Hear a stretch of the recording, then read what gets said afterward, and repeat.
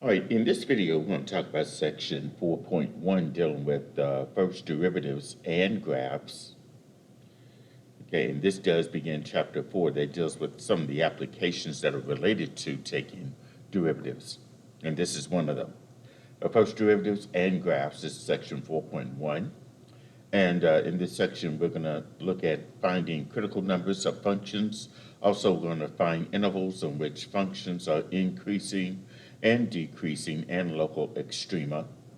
Also, we're going to be sketching graphs of functions and also solving applications that involve the graph of a function's first derivative. Okay.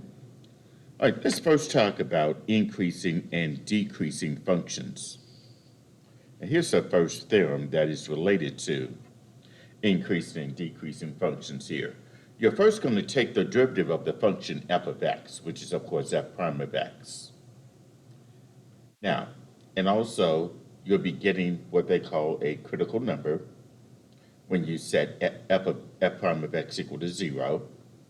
And then that's going to help you divide, those critical numbers will divide the number line into intervals. And you'll do a test point at each interval here. So if f prime of x is positive, that would mean that f of x is increasing. The graph of the function f of x will be rising in that interval. Or if it's negative for f prime of x, that would mean that the function will be decreasing and the graph of the function f of x will be falling on that interval. Now to see what I mean, let's take a look at this first example. Here we're given the function f of x equal to x squared minus 6x plus 10. And in this case here, we're going to determine which values of x correspond to horizontal tangent lines. And part B, for what value of x is f of x increasing or f of x decreasing. All right, so let's go ahead and answer part A. We're going to find the values of x that corresponds to a horizontal tangent line. Well, first of all, we need to find out what its derivative is going to be. So I'll just write the f of x is equal to x squared minus 6x plus 10. And then take its derivative. F prime of x, of course, is this. The derivative of x squared is going to be 2x. Minus the derivative of 6x is 6. And the derivative of constant, which is 10, that's going to be 0. So f prime of x is equal to 2x minus 6. Now, when we find the horizontal tangent line, that means that the slope of that tangent line will be equal to 0. Because taking the derivative, of course, we're finding the slope. So we set f prime of x to be equal to 0. And f prime of x is 2x minus 6, and that's equal to 0.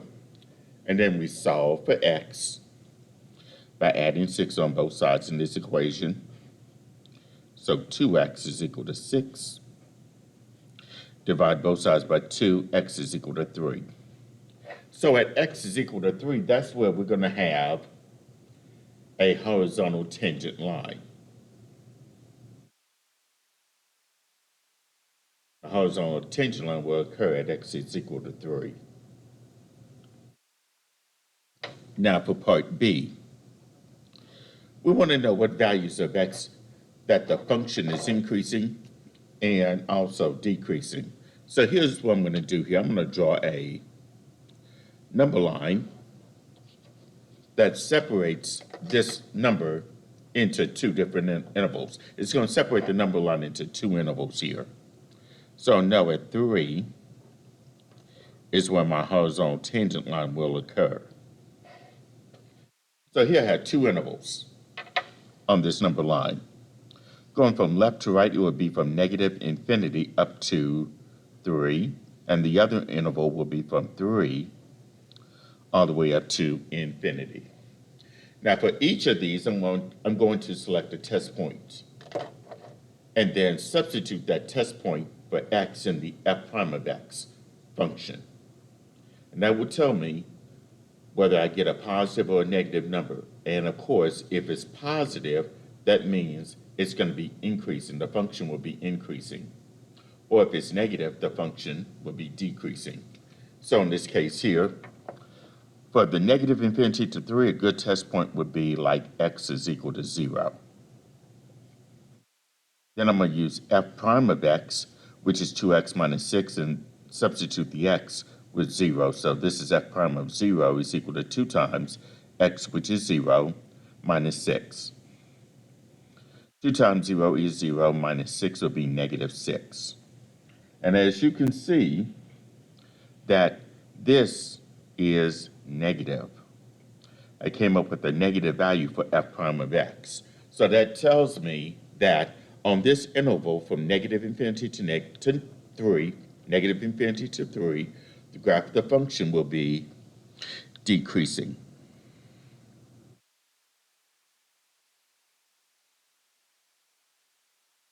All right? And now for 3 to infinity, let's say x equals 4. Let's use a test point like x is equal to 4.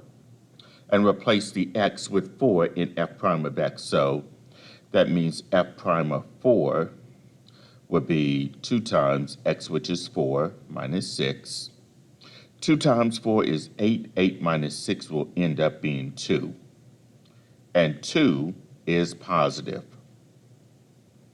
So that means when f prime of x is positive, that means that the graph of the function will be increasing on that interval. So from 3 to infinity, the graph of this function will be increasing. And notice I'm using just parentheses here. So the graph of this function is increasing on the interval 3 to infinity and decreasing on the interval negative infinity to 3. Okay. So that's part B right there. And by the way, this number right here, like x equals 3, and also where it's increasing, the x equals 3, that's what we call a critical value, and also it's called a partition number, which is what we'll look at here on the next page. Excuse me. All right, a partition number for the sign chart is a place where the derivative could change sign. Assuming that f prime is continuous wherever it is defined, this can only happen where f itself is not defined, or where f prime is 0.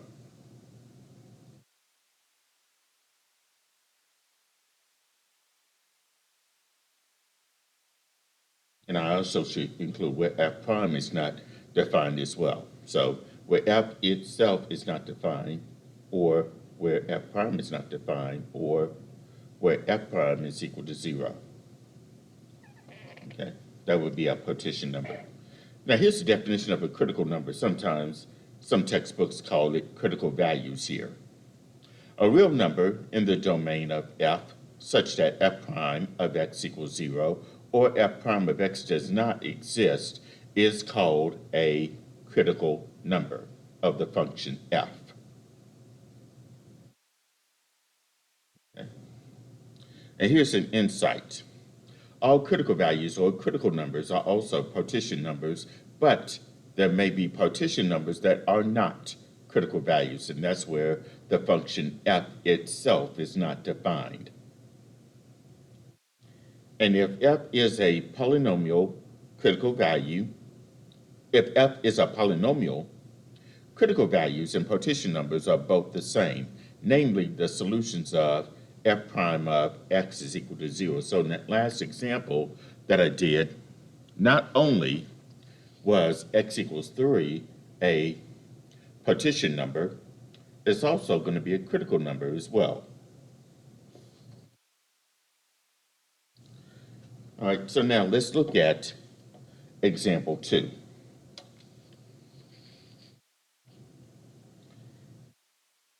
Here we're going to find in part A f prime of x, and then in part B the partition numbers of f prime, and part C the critical numbers of the function f. Okay, and here's the function f of x equal to x cubed minus 27x plus 5. F of x equals x cubed minus 27x plus 5. So let's start with part A, finding f prime of x. Well, here f of x is x cubed minus 27x plus 5. So that means that f prime of that function f would be this. Bring down the 3, copy the x over to the 1 less power, so it'll be 3x squared. Then minus the derivative of 27x will be just 27.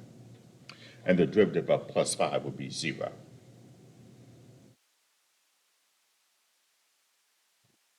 Okay, so that's part A, finding f prime of x.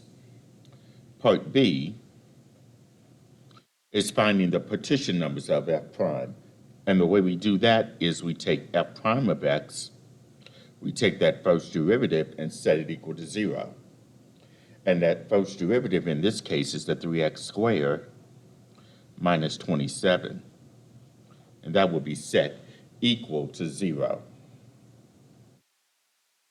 Okay, and then we'll factor out the 3 in the on the left-hand side. So when I factor out that 3, I'm going to have x squared minus 9 equal to 0.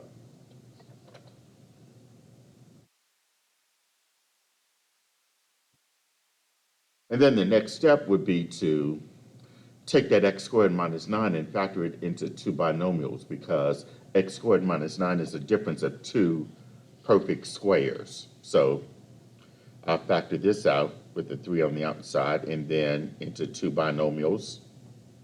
X squared breaks up as x and x. 9 breaks up as 3 times 3. Since there's a difference of squares, one has to be plus, the other one has to be minus. So factored completely, I have 3 times the quantity x plus 3 times the quantity x minus 3 equal to 0.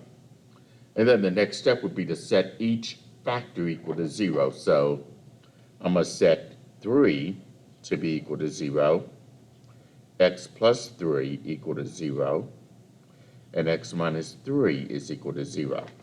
Now, of course, 3 equaling to 0 is a false statement, so we can eliminate that. Solve for x. X plus 3 equals 0 means if I subtract 3, I have x equal negative 3. And then for the x minus 3 is equal to 0, if I add 3, that would mean x is equal to 3. So these are actually my partition numbers. X equal negative 3 and x is equal to positive 3. Okay? Now, for part C is finding the critical numbers of f. Okay?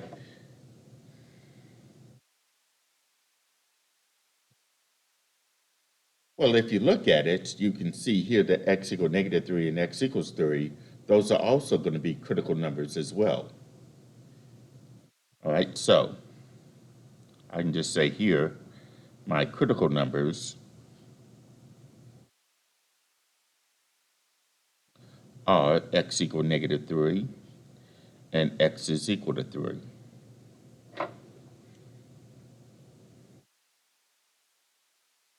And of course, I could verify by doing a sign chart as well to show that those numbers are critical numbers. But in this case here, we do have where f prime of x does give us equal to 0. In this case, when we simplified it, not only are they partition numbers, they're also critical numbers as well.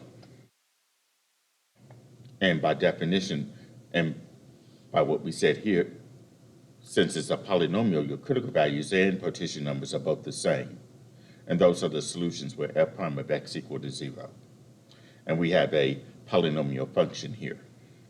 All right, so that's example 2. Now, let's look at example 3. For the function below, we're going to find f prime of x, and then the partition numbers for f prime and the critical numbers of f. So here we got f of x equal to 6 divided by x plus 2.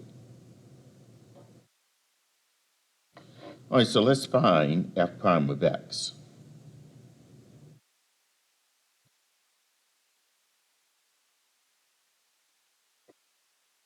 Now notice I have a numerator and a denominator, so when I take the derivative, I'm going to have to apply the quotient rule, okay?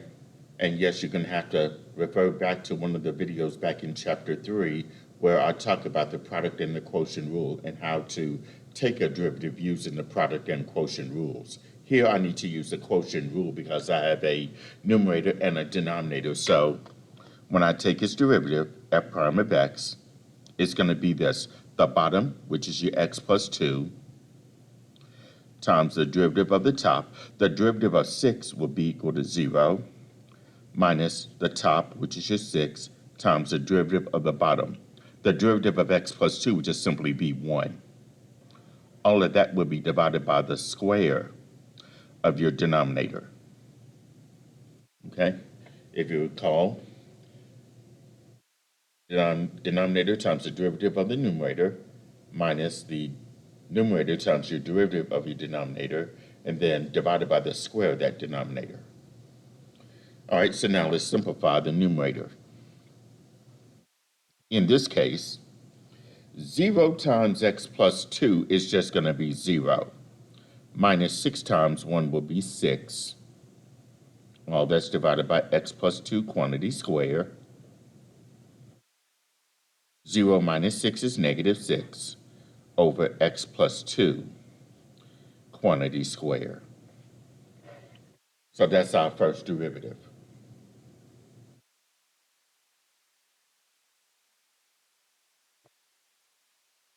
B, finding the partition numbers of f prime of x. Okay, so we're going to take f prime of x, set that equal to 0. And f prime of x is that negative 6 divided by x plus 2 quantity square. We'll set that equal to 0. Now what we can do here, I'll put 0 over 1 and then cross multiply. Here's what's going to happen.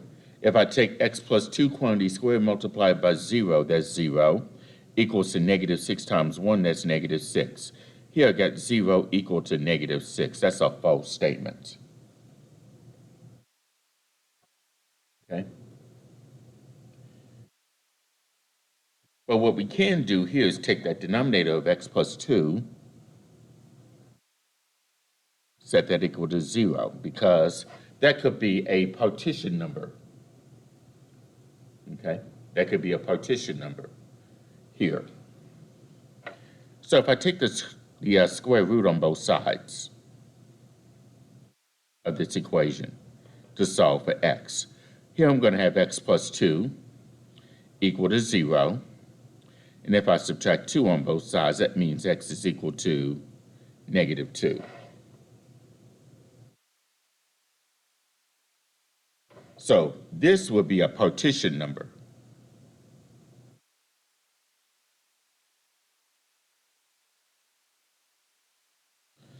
But not necessarily will it be a critical value because of the fact that when I tried to solve for x, I ended up getting a false statement. So here, this will have, and this is going to be the answer to part C, no critical numbers or no critical values.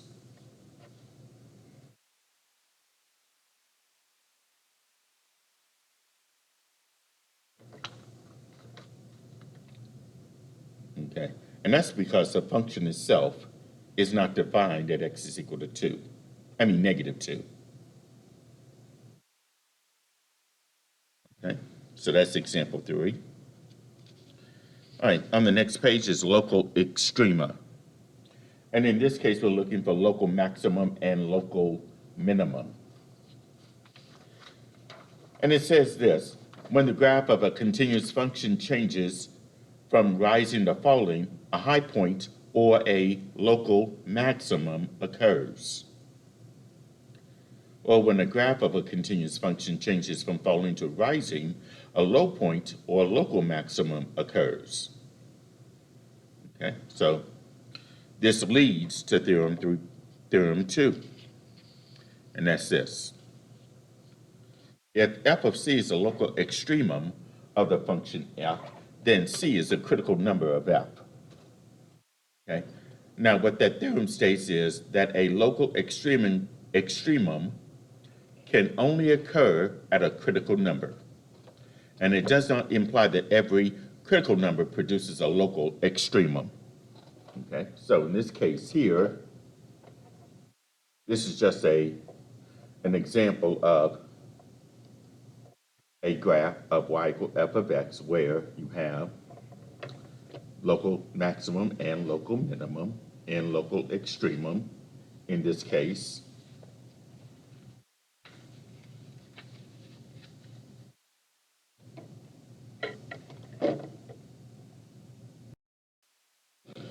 Okay, so in this case here, if you look at C2,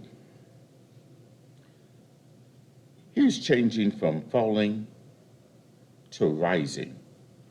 So at C2, we can call that a local minimum.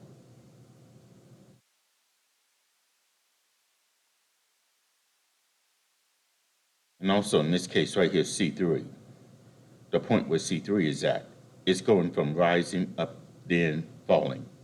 Changing from rising to falling would be a local maximum.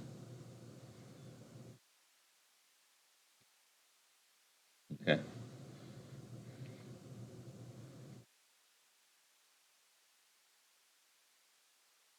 All right.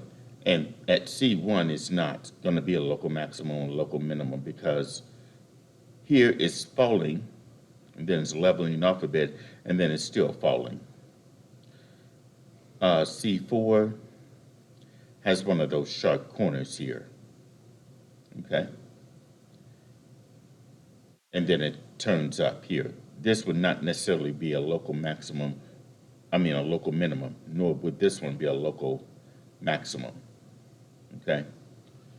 But sometimes, usually these graphs right here can have those sharp corners and just change sign on you.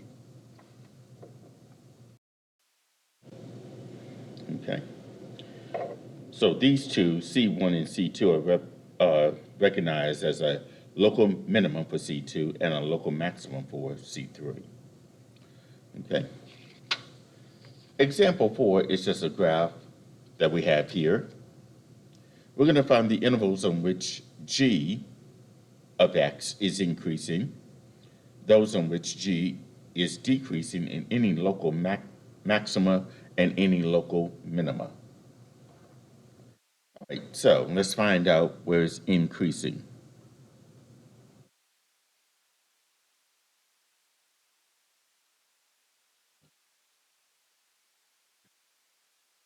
Well, let's go from left to right, and sometimes it may help to use a sheet of paper to find out where your intervals is decreasing and where it's increasing.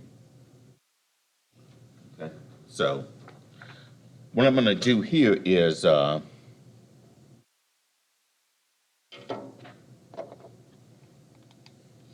use a sheet of paper to do just that. So let me write decreasing here.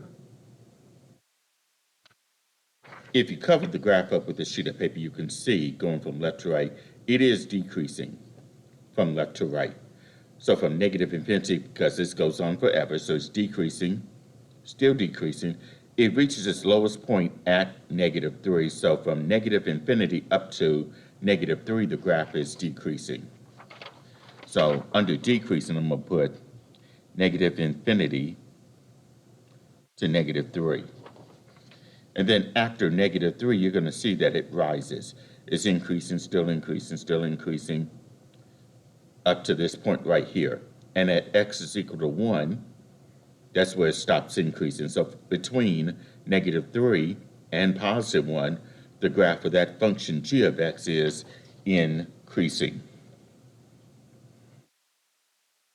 So from -3 to 1, the graph is increasing. And then after x equals 1, it starts to decrease. Okay? So I'm going to add this symbol for the union from 1 to infinity.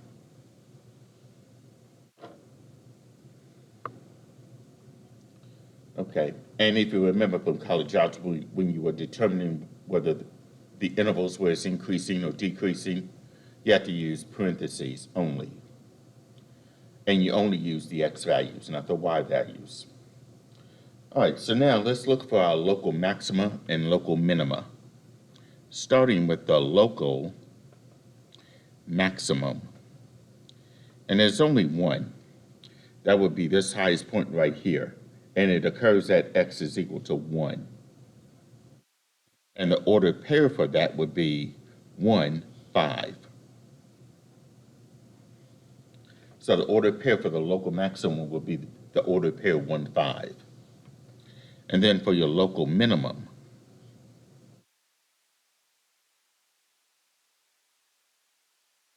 well, here's the lowest point right here. It occurs at x equals -3. The pair for that would be from -3 and -3. So the order pair for that would be -3 for your local minimum. The 1, 5 would be your local maximum.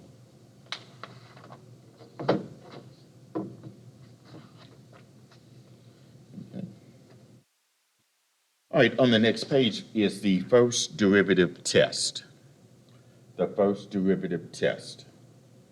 And it says here, let C be a critical value of f. That is, f of C is defined in either f prime of C is equal to 0 or f prime of C is not defined. You'll construct a sign chart for f prime of x close to and on either side of that critical value C, or critical number. So, if f of x to the left of C is decreasing, and f of x to the right of C is increasing, that means you have a local minimum at that critical number, which is C. Or if f of x on the left of that critical value is increasing, and f of x on the right of that critical value is decreasing, that means you have a local maximum at C. Okay, so if I was to draw a picture of that to illustrate that to you, let's say the critical value is right there. Decreasing, then it turns around and increase, that means the local minimum. So let's say this point, your critical point is here. If it's increasing on the left and then turns around and decreases on the right, that means you have a local maximum. Now, if it's decreasing on the left and decreasing on the right of that critical value, then that means f of C is not going to be an extremum. And the same holds true if f of the function to the left of C is increasing and increasing on the right of C, not an extremum. Okay. And here's a few illustrations of just that at the bottom of your handout, as you can see here. As you can see, you have a local maximum here because it's decreasing on the left of that critical value and increasing on the right of that critical value. And of course, this one is a local maximum because it's increasing on the left of the critical value and decreasing on the right. Okay. These two have neither a local maximum nor a local minimum. Because notice on the left of the critical value is increasing, and then on the right the critical value is still increasing. And on this graph right here, It's decreasing on the left side of the critical value, is leveling off somewhere, and then it's still decreasing. So these two have no extremum. No, it doesn't have a local maximum nor a local minimum. Now, here's cases where f prime of c is not defined, but the function f of c is defined. Okay? In this one, it's not defined, but sometimes it has a local maximum here. Your second derivative is not defined. On this one, your second derivative is not defined, but notice the graph. It has a local maximum as well. These two do not have a local maximum nor a local minimum, and their critical value, f prime, is not defined.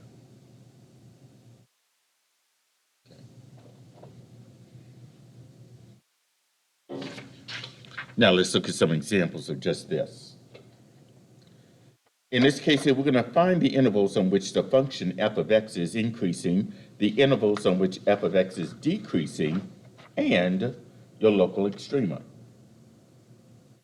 So in this case here, we've got f of x is equal to negative 3x squared minus 18x minus 25. And I want to find those intervals where it's increasing, decreasing, and identify the local extrema.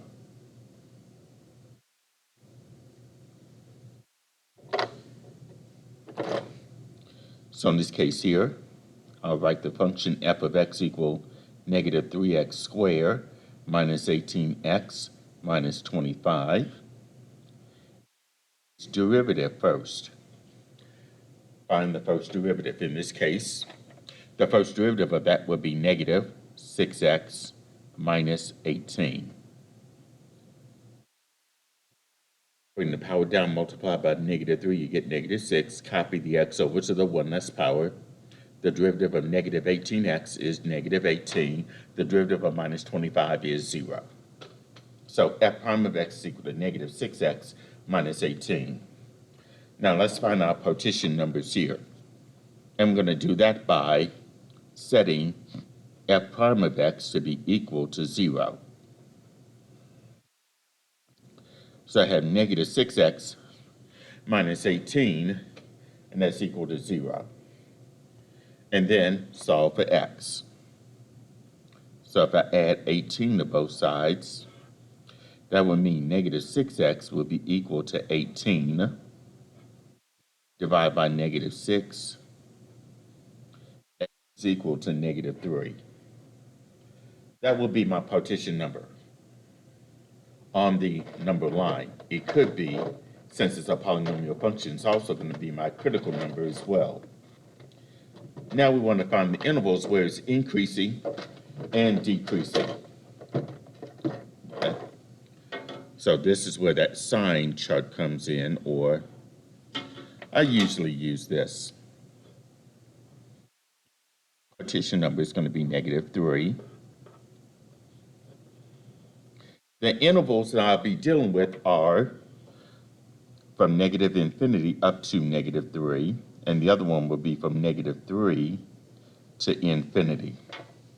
As that partition number separates the number line into two intervals here. Now, let's select test values for that, for each interval. So for negative infinity to negative 3, I'm going to test, let's say x equal negative 4. And then in f prime of x, I'm going to replace each x with negative 4. So f prime of negative 4 would be this. Negative 6 times negative 4 is 18. Negative 6 times negative 4, that's 24. 24 minus 18 is 6. 6 is a positive number. That means on the interval from negative infinity to negative 3, the graph of that function will be increasing.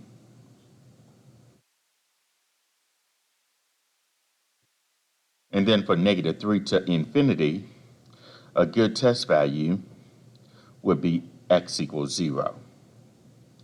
So here I'm going to substitute 0 in for x in the f prime of x function. So f prime of 0 will be equal to negative 6 times 0 minus 18.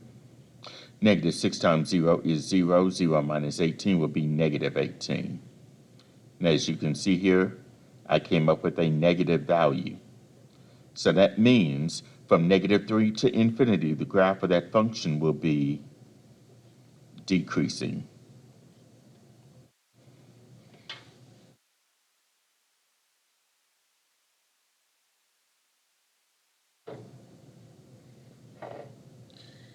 Okay? Now, let's find out what our local extrema is going to be. Let's see, if it's increasing, it's going up here up to negative 3, and after negative 3, it starts decreasing. So, at negative 3, that would be my local maximum. And I do not have a local minimum. So, to summarize all of this, the graph is increasing on the interval negative infinity to negative 3. It is decreasing on the interval negative 3 to infinity. And I only have a local maximum.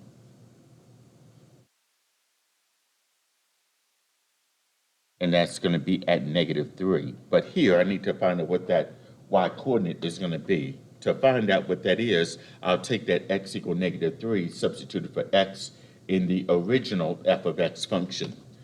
And here I'm going to use my calculator for this. So this will be negative 3, and then in parentheses, x will be negative 3, close parentheses, and then square it, minus 18, left parentheses, negative 3, minus 25. It ends up being 2.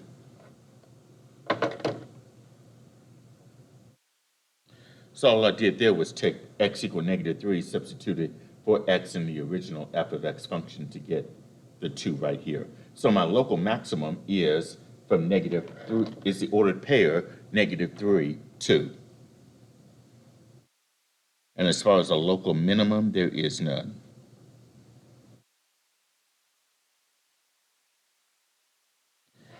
Okay. So that's how we find the intervals where the function is increasing, decreasing, and our local extrema. Okay. All right, here's another example of this.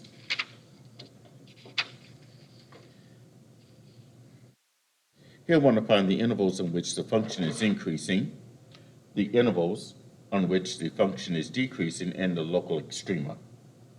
In this case, I get f of x equal to x cubed plus 4x squared minus 21.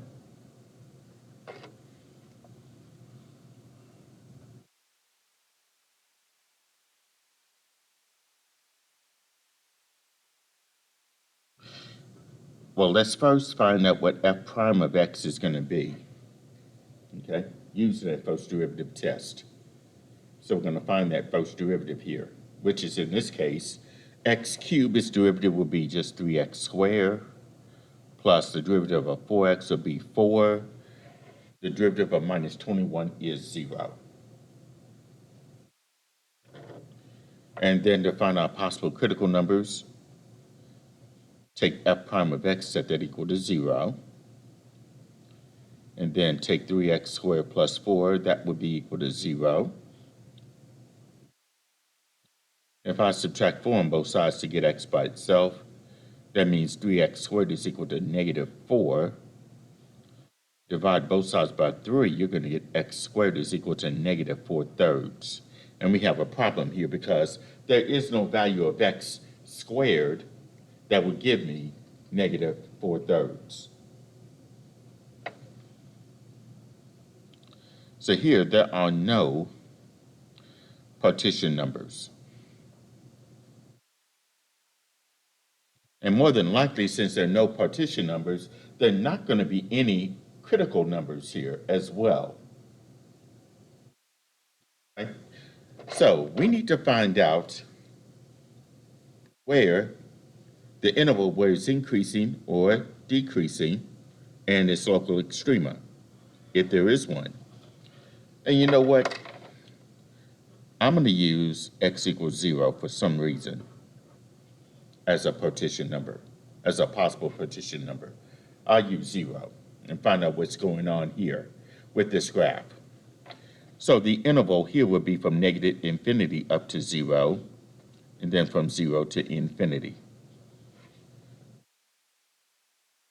Then I'm going to use test values in that interval. So from negative infinity to 0, I'm going to say x equal -1, and replace the x with -1 in f prime of x. So f prime of -1 would be 3 times -1 squared plus 4. Square of -1, that's going to be +1. 3 times 1, which is 3, plus 4 will be 7. And it is a positive number. So that means on that interval from negative infinity to 0, the graph of this function will be increasing.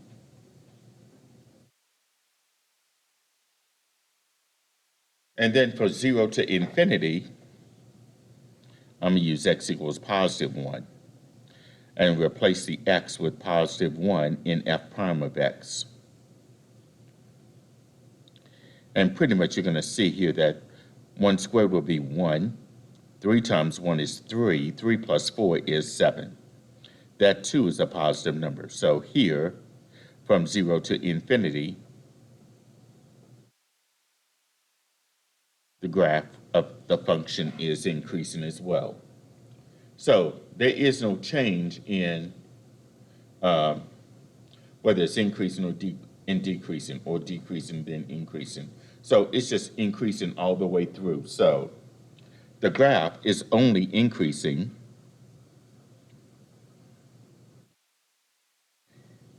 from negative infinity up to infinity. And the graph, of course, never decreases.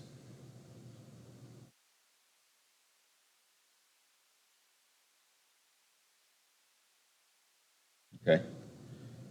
And since there's no change in whether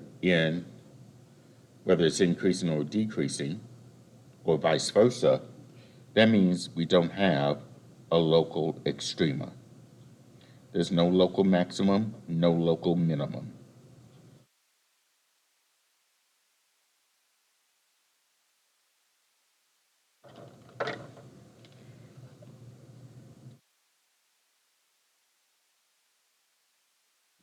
And by the way, if you were to verify this on your calculator, you're going to see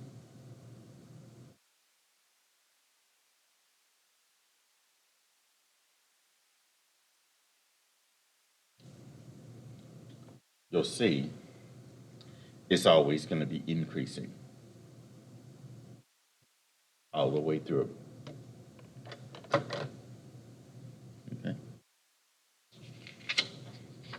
All right, here's the next example. We'll find the intervals where it's increasing, decreasing, and the local extrema. And in this case, here we got f of x equals to x cubed minus 3x plus 6. So here we need to find the first derivative of this function. So if f of x is equal to x cubed minus 3x plus 6, that means f prime of x would just be 3x squared minus 3.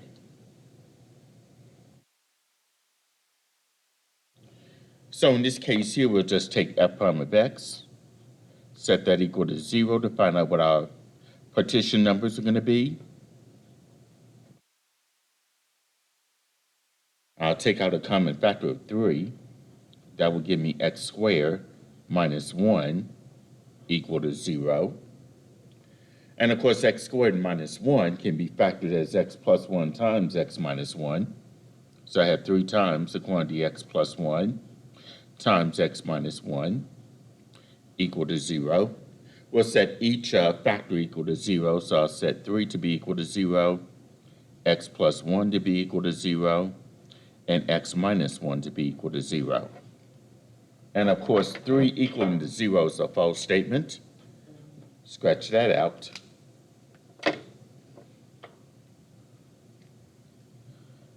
And for x plus 1 is equal to 0, that will mean x equal negative 1. And for the x minus 1 is equal to 0, that will mean x is equal to 1. These are my two partition numbers, negative 1 and positive 1. And since it's a polynomial function, those are going to be our critical numbers here as well.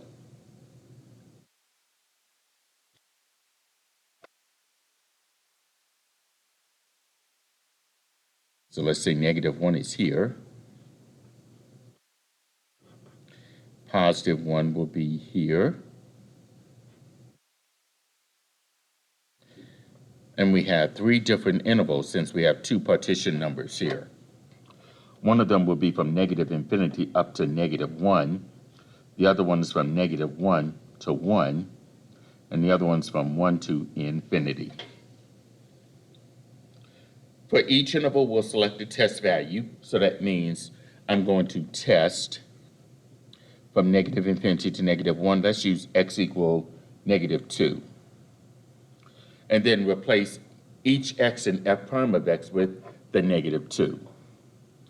So this will be f prime of negative 2 equaling to 3 times negative 2, and that's squared, minus 3. Negative 2 and u squared will be 4, so 3 times 4 will be 12. 12 minus 3 will be 9. And 9 is a positive number. So that means from negative infinity to negative 1, the graph of that function will be increasing. And then for negative 1 to 1, we're going to test x equals 0. And then substitute 0 in for x in the f prime of x function. So f prime of 0 will be 3 times 0 squared minus 3. 0 squared is 0. 3 times 0 is 0. 0 minus 3 ends up being negative 3. So here we got a negative number. That means from negative 1 to 1, the graph of the function will be decreasing. And then for 1 to infinity, we're going to test, let's say x equals 2. Using f prime of x equal to 3x squared minus 3, I'll substitute each x with 2. So it'll be 3 times 2 squared minus 3. 2 squared will be 4. 3 times 4 is 12. 12 minus 3 will be 9. And that's positive. So that means from 1 to infinity, the graph of the function will be increasing. Okay? So let's see what our local maximum and local minimum will be. All right, let's see it. To the left of negative 1 is increasing. To the right of negative 1 is decreasing. So at negative 1, that's our local maximum. For positive 1, to the left of that is decreasing. To the right of that is increasing. So that's our local minimum. Okay? So in summary, this function is increasing on these two intervals from negative infinity to negative 1 and from 1 to infinity, and only decreasing on negative 1 to 1, maximum and local minimum. The local maximum is at negative 1, but we need to know what that y value is. So that's where we substitute each x in the original f of x function with negative 1. So here I'm going to have, in parentheses negative 1, close parentheses, and that's cubed, minus 3, and then left parentheses negative 1, and then plus 6. That gives me 8. So the local maximum is the ordered pair, negative 1, 8. And now for the local minimum.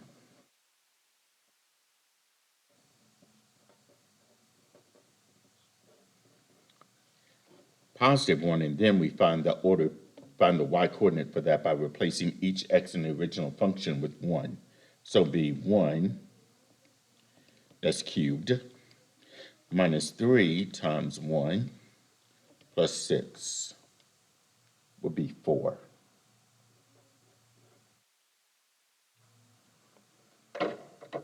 So the local minimum would be the ordered pair 1, 4.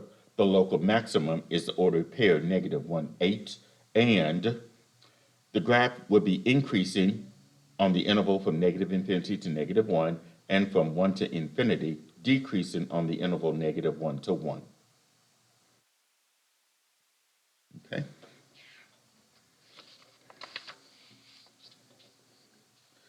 All right. Let's say we had this, f of x equal to 5 plus 8x minus x squared. And we want to do the same thing. Find the intervals in which f of x is increasing and decreasing. Then they want you to sketch the graph. We can do that on the graphing calculator and then add horizontal tangent lines. In this case here, we got f of x is equal to 5 plus 8x minus x squared. And in this case here, let's find its derivative. So f prime of x is this. The derivative of 5 is 0. The derivative of 8x is just 8. Minus the derivative of x squared would be 2x. So 8 minus 2x would be what f prime of x will be. And then we set f prime of x to be equal to 0. So that means 8 minus 2x is equal to 0. Subtract 8 on both sides. -2x is equal to -8.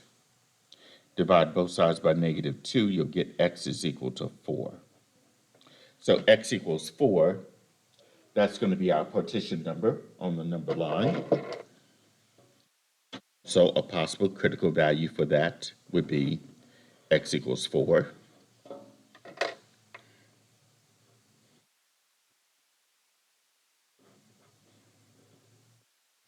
So the interval will be from -infinity to 4 on the left side. The other interval will be from 4 to infinity. Let's pick test values for each one of those intervals. For -infinity to 4, -infinity to 4, we'll test x equal to 0. And substitute 0 in for x in the f prime of x function. So f prime of 0 will be 8 minus 2 times 0, and 8 minus 0 will be 8.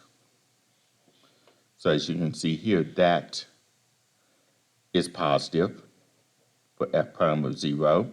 So from -infinity to 4, the graph of the function will be increasing.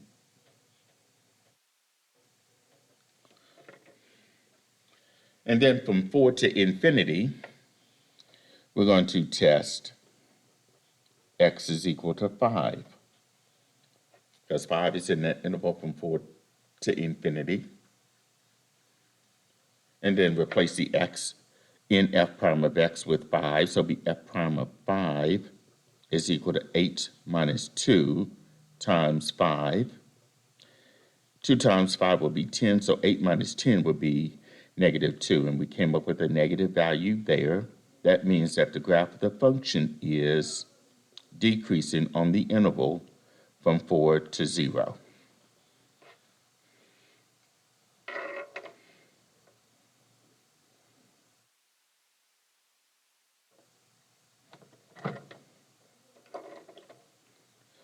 So we know here it's increasing on the interval -infinity to +4, decreasing on the interval 4 to infinity.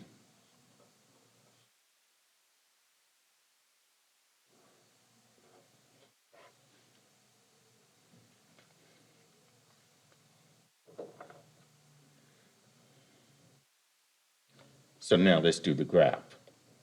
If I go to y equal to, and I'm going to clear out what y was in y1, and enter that function, 5 plus 8, then press xt theta n for the x, then minus xt theta n for your x, and then hit the x squared button to square it.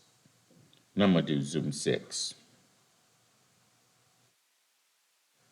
Or, better yet, let me do zoom and fit.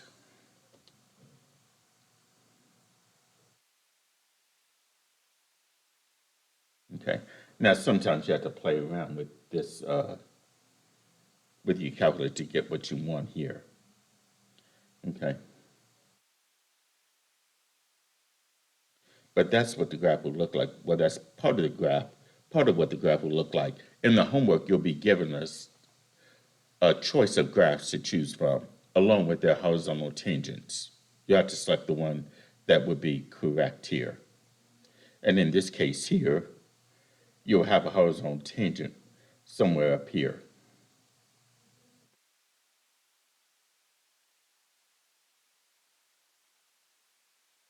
Okay.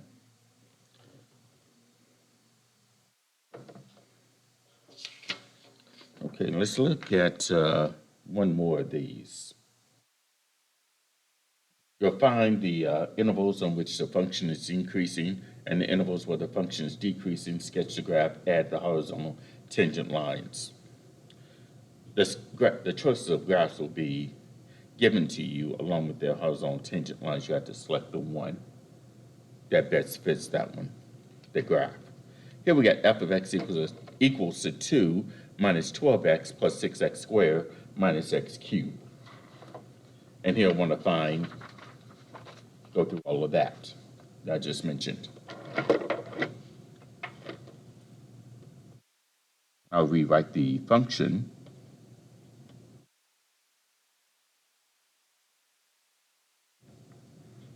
And then take its derivative. F prime of x will be this. The derivative of 2 is 0. The derivative of negative 12x will be negative 12. Plus the derivative of 6x squared will be 12x. Minus the derivative of x cubed would be 3x squared.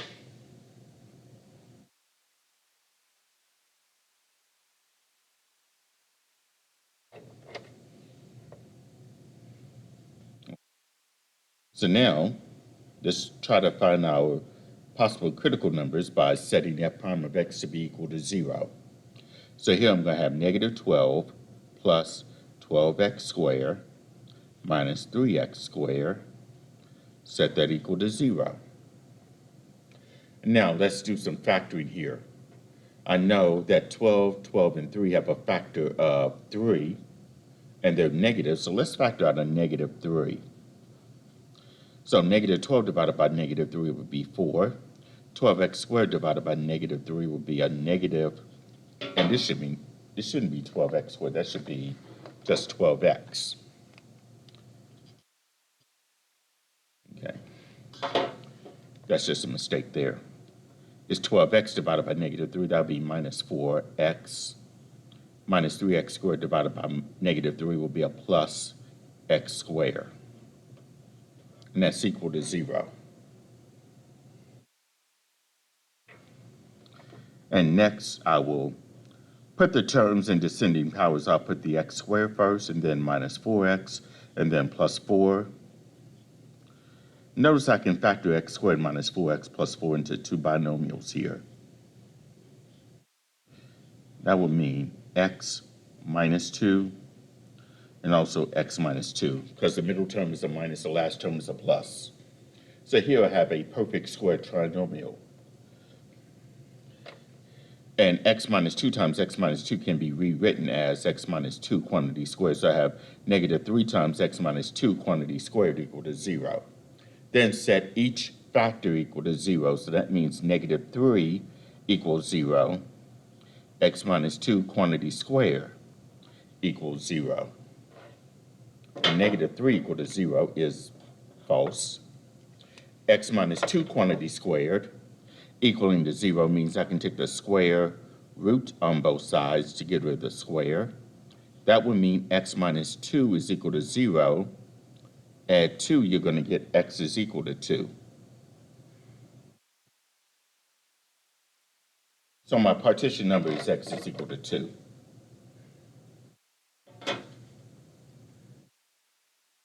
Now let's find where this graph is increasing and decreasing using 2 as a partition number. That separates the number line into 2 intervals. Negative infinity to 2 and 2 to infinity.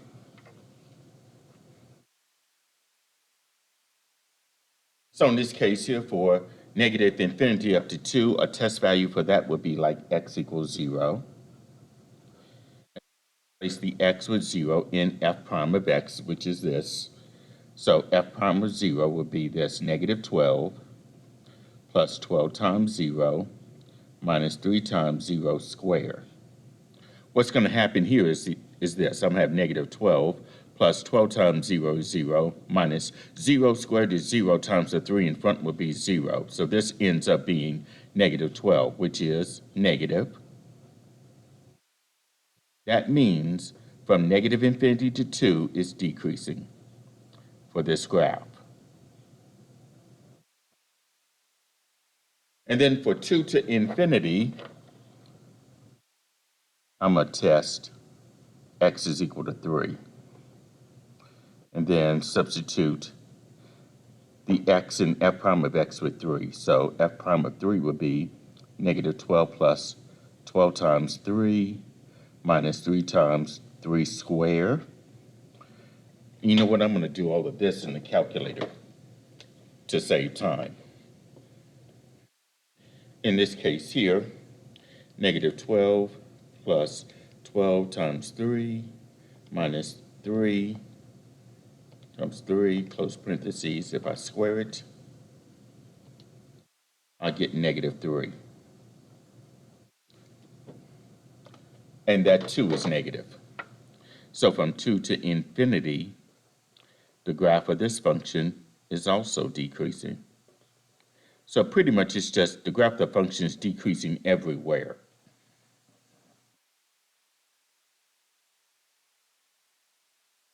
That's from negative infinity to infinity. So here the graph is never going to be increasing. It's decreasing everywhere from negative infinity to infinity. Now, if you were to sketch the graph, you'll take the original function, go to y equal to, you'll type in the original function 2 minus 12x minus 6, get the x and then square it, minus, get the x, and then hit your hat key, and then number 3 to cube it. Okay, if I do, let's say zoom, I'm going to do zoom fit. Yeah.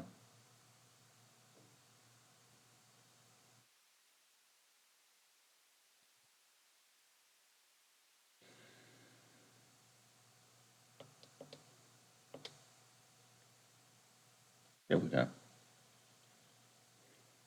That's what the graph is going to look like. It's always decreasing. Kind of levels off here somewhere, but in the end, it does decrease. So it's decreasing everywhere from negative infinity to infinity. And also, they'll give you a tangent line, a graph with a tangent line. So make sure that you select the correct graph with that tangent line, that horizontal tangent line.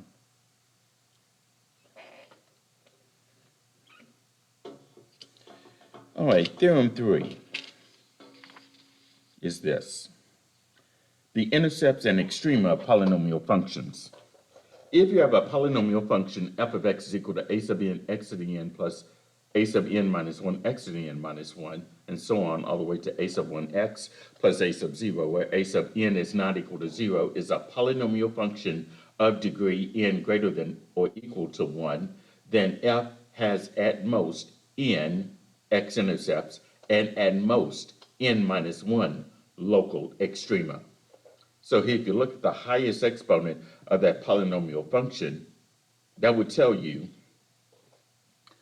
that the graph will have no more than that number of x-intercepts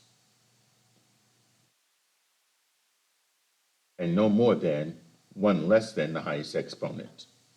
So if it was an x cube function that you were dealing with, no more than 3 x-intercepts and no more than 2 local extrema. So if I go back to, let's say this example right here, example 7. Highest exponent is a 3. That means that there will be no more than 3 x-intercepts. And if you subtract 1 from 3, you're going to get 2.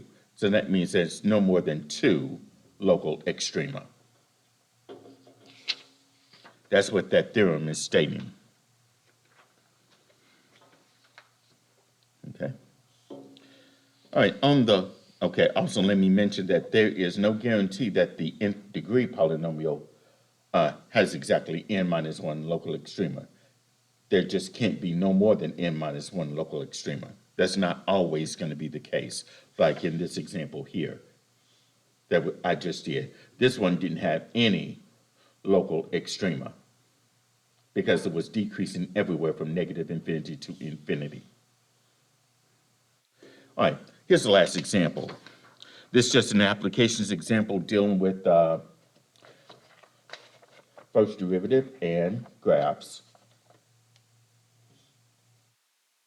A manufacturer incurs the cost in producing X water skis in 1 day for X being between 0 and 175, fixed cost $500, unit production cost $20 per vest, equipment maintenance and repairs 0.5x squared dollars.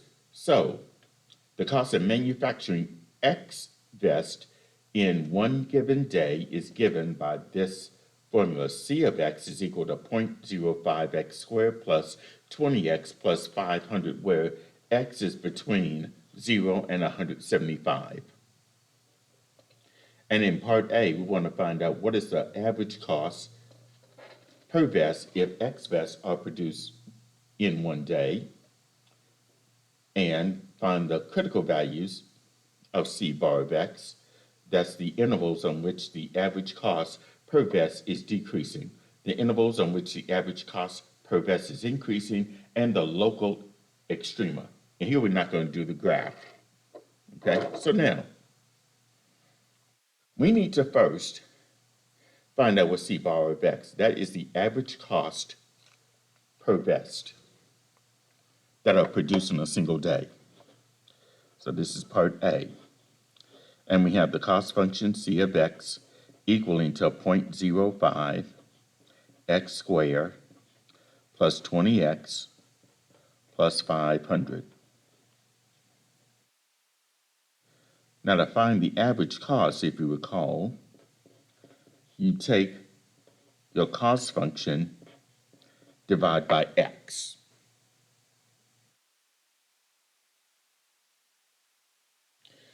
You might want to refer back to one of the videos where we talked about finding the average cost. It's going to be C of x divided by x. So C of x in this case will be 0.05 x squared plus 20x plus 500. The whole thing is divided by x.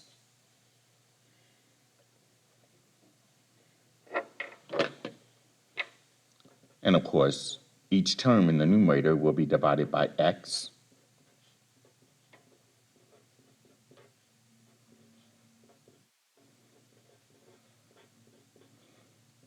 So 0.05x squared divided by x will be 0.05x plus 20x divided by x will be 20 plus 500 divided by x. Okay, so that's the answer to part A. The average cost per vest would be 0.05x plus 20x plus 500 divided by x. The B part is finding the critical values of C bar of x. That's going to be the intervals on which the average cost per vest is decreasing, the intervals on which the average cost per vest is increasing, and the local extrema. Okay, so the average cost per vest, that's the C bar of x, is this, But I'm going to write that as 0.05x plus 20. And that 500 over x, I'm going to write that using negative exponents. 500 times x to the negative 1 power. That's like x to the 1, so if I pull that out of the denominator, it will be x to the negative 1. Now I'm going to find its derivative. So c bar prime of x is this. The derivative of 0.05x will be 0.05. The derivative of 20 is 0. Now for the derivative of 500x to the negative 1, here I bring the negative 1 down, multiply by 500, so it'll be minus 500. Copy the x over to the 1 less power. That's negative 1 minus 1, which will be negative 2. And I can write that using positive exponents as 0.05 minus 500 divided by x squared. Bring the x in the denominator, change the sign from negative 2 to 2. Now, to find the critical values or critical numbers, we take c bar prime of x, set that equal to 0.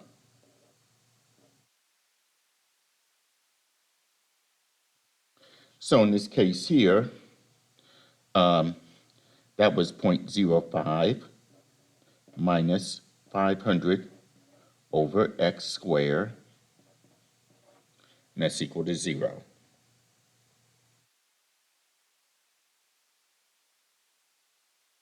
Now to solve for x, I got that x squared in the denominator. What I'm going to do here is multiply each and every term in that equation by x squared. So 0.05 would be multiplied by x squared minus the 500 over x squared would be multiplied by x squared and equaling to 0. That would be multiplied by x squared. So when I simplify this, I'm going to have a 0.05 x squared minus 500 equal to 0. That's because the x squareds divide out. And 0 times x squared will be 0. Now let's get x squared by itself by adding 500 to both sides of this equation.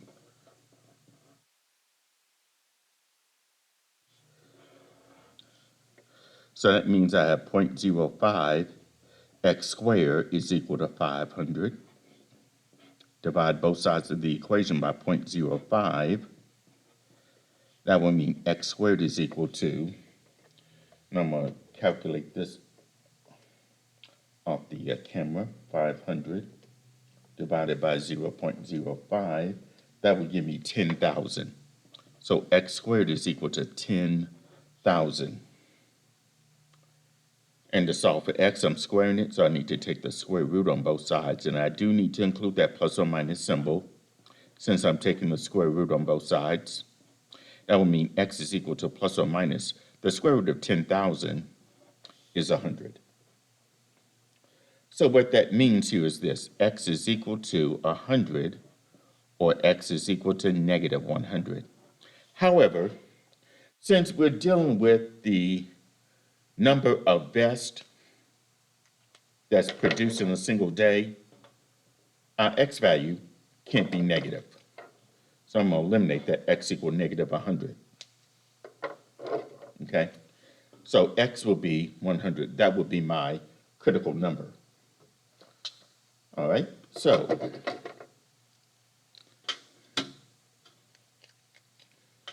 here I'm going to draw my number line like this.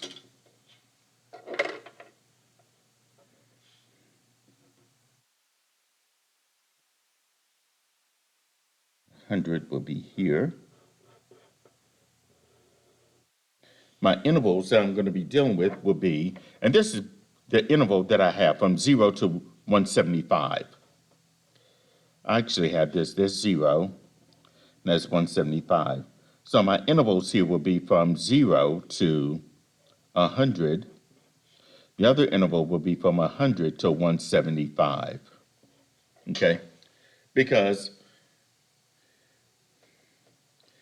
that cost function is only restricted to, in this case, from 0 to 175. Now, let's pick a test value. From 0 to 100, I'm going to try x equal 5. Okay.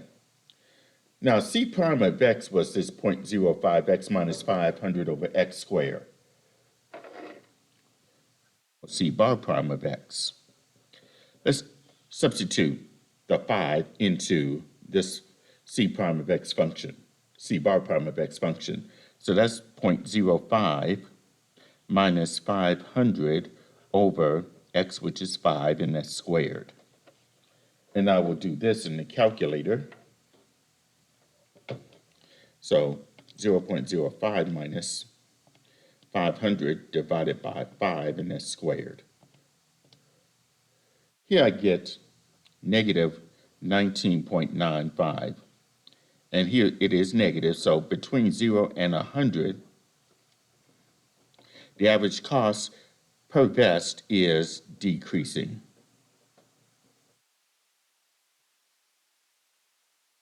And now for 100 to 175, I use a test value of 110. And then use c bar prime of x, 0.05 minus 500 over 110, and that's squared. So 0.05 minus, and I'm going to put this in parentheses, 500 divided by 110, and then square it. A relatively small number here, but I'm going to say the two decimal places 0.01. But regardless, it's a positive number, so this is positive. That means between 0 and 170, between 100 and 175, the average cost per vest is increasing.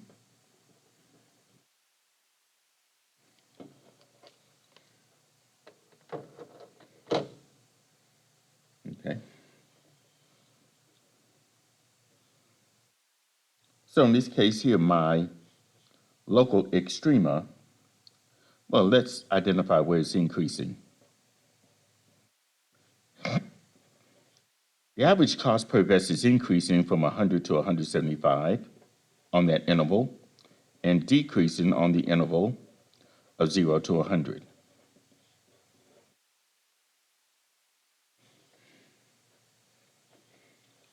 Now, if it's decreasing, and then at 100, and after 100 it increases, that tells me at x equals 100, that is my local minimum.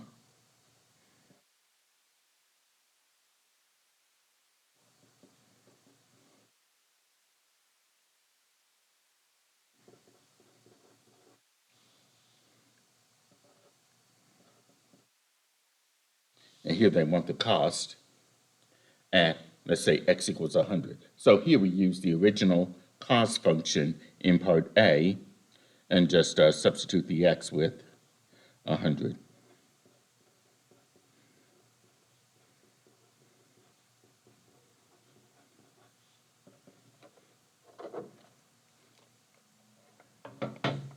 So it'd be 0.05 times 100, and that's squared, plus 20 times 100 plus 500,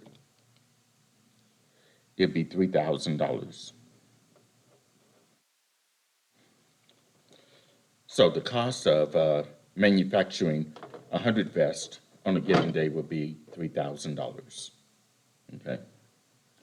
If they wanted the cost at that local minimum. Okay, so that does conclude this video on section 4.1, dealing with first derivative and their graphs. Feel free to reach out to me if you have any questions about any of the problems that are discussed in this video, as well as any of the homework problems in my math lab.